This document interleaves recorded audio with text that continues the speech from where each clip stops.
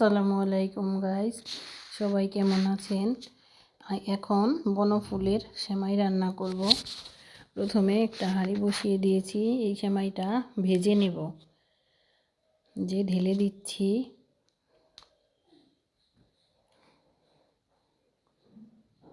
সেমাইটা খুব অল্প জালে ভেজে নিব, যেন পুড়ে না যায়।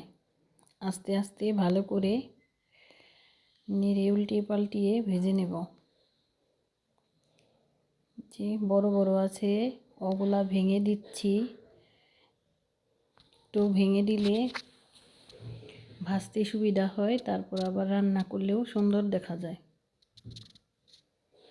এখন ভেজে নিচ্ছি।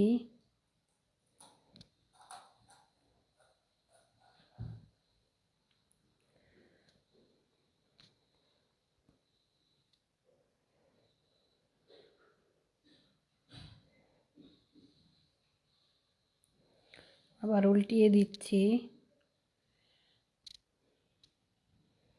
একটু পর পর উল্টিয়ে দিতে হবে, তা না হলে নিচের পাশটা পুড়ে যাবে।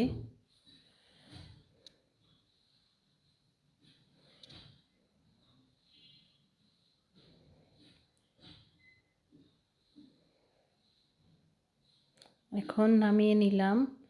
এখন দুধটা বসিয়ে দিলাম। দুধটা আমি চুলায় থেকে আগেই বেশি করে জাল দিয়ে নিয়েছি।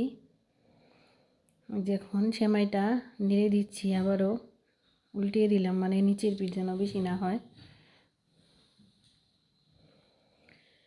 এখন দুধ ভালো করে জাল করে নিব।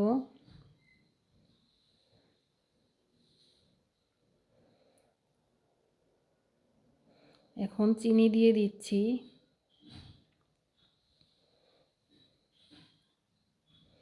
আরও একটু চিনি দিয়ে দিলাম।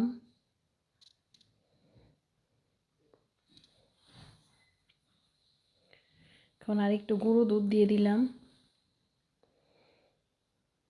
একটু গুঁড়ো দুধ দিয়ে দিলে আর একটু বেশি মজা হবে, ঘন হয়ে যাবে একটু বেশি।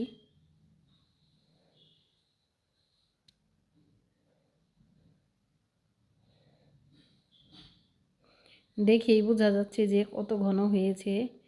এই যে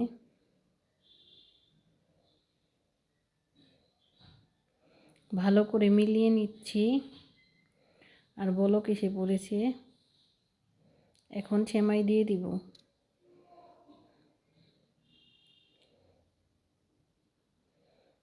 আর একটু নেড়ে নিচ্ছি ভালো করে। অনেক ঘন হয়েছে।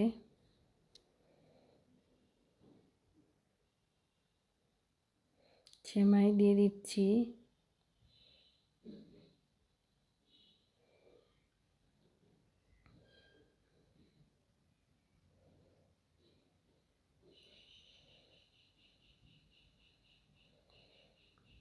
সেমাইটাও ঘন হয়ে গেছে।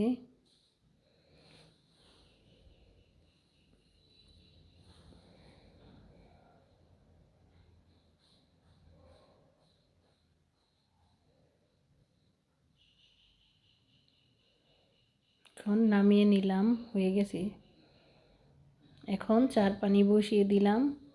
এখন সন্ধ্যার সময় চা খাবো, সেমাই খাবো, তারপর ডিম সিদ্ধও খাবো। এখন চা আস্তে আস্তে হয়ে যাবে। এই যে রেডি করে নিয়েছি।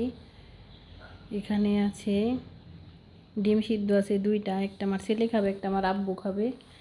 আর সেমাইও আছে দুইটার ভিতরে, যে যে খায় খাবে। আর চা আছে তিনটা। এখন আমরা তিনজনে খেয়ে নিব।